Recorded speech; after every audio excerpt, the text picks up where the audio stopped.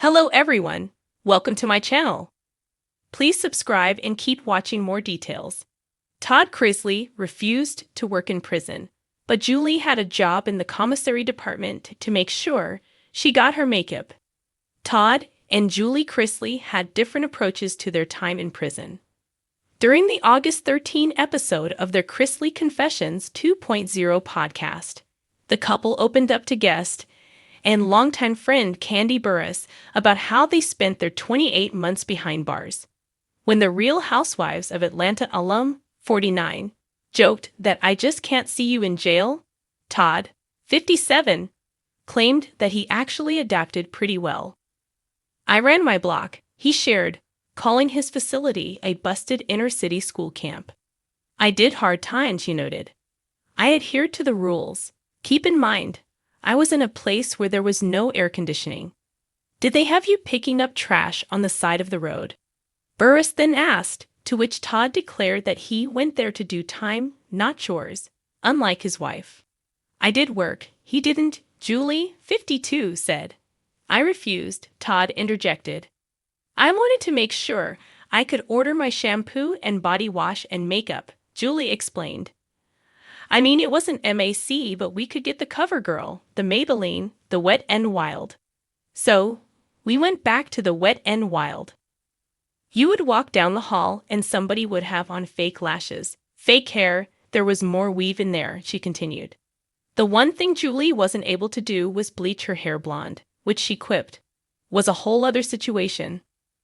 The pair, who were pardoned by President Donald Trump in May after spending nearly 2.5 years in federal custody following their 2019 indictments on 12 counts of bank and wire fraud, tax evasion, and conspiracy, opened up about Julie's natural hair in a July 23 episode of their podcast.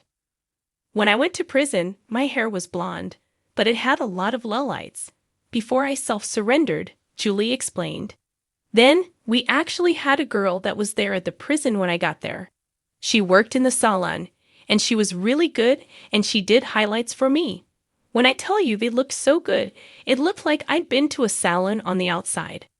When her friend was released, the reality star said she tried using box dye, but eventually stopped, leading to what fans saw in photos shortly after her release of her with gray roots and brunette locks. "You know what? I'm not going to color my hair anymore," Julie recalled thinking. "I'm just going to let it grow." Todd Chrisley has always prided himself on being a man who knows his worth. And apparently, even in prison, that worth doesn't come with an hourly wage or a mop. Sources close to the Chrisley Knows Best patriarch claim that during his time behind bars, Todd flat out refused to take on any assigned prison job, declaring that he wasn't about to scrub toilets when he'd spent his life building an empire of class, taste, and luxury.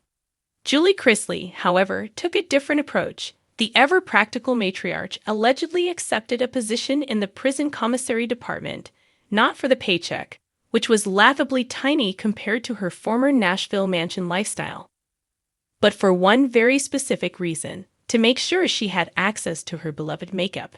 It was a juxtaposition that, in a strange way, perfectly mirrored their marriage. Todd, stubborn and defiant to the end, and Julie, quietly working in the background to keep things together, even if that meant counting packets of ramen noodles and stamping forms. Todd's refusal. From the beginning, Todd was vocal about what he considered beneath him. Fellow inmates were reportedly amused at his insistence that he was too refined for laundry duty, and when guards suggested kitchen work, Todd scoffed at the idea of smelling like boiled beans and grease. He told everyone, "I didn't spend decades building a brand just to be reduced to peeling potatoes in prison. God did not bring me this far for that," one insider shared with a smirk. For Todd, prison was not just punishment. It was a stage. He reportedly strutted through the yard like it was his personal catwalk, telling other inmates that he'd be out soon, and that Trump's pardon will hit before the ink dries on your next ramen order. But behind the bravado, refusing to work came with consequences. Inmates who declined jobs often lost privileges, And Todd's stubborn stance allegedly earned him restrictions on certain recreation times and commissary options. He didn't care. If anything, it fueled his sense of superiority. He'd rather starve than be seen pushing a broom, another source claimed. He'd say, "Do you see this hair? Do you think it was made for sweat and labor?"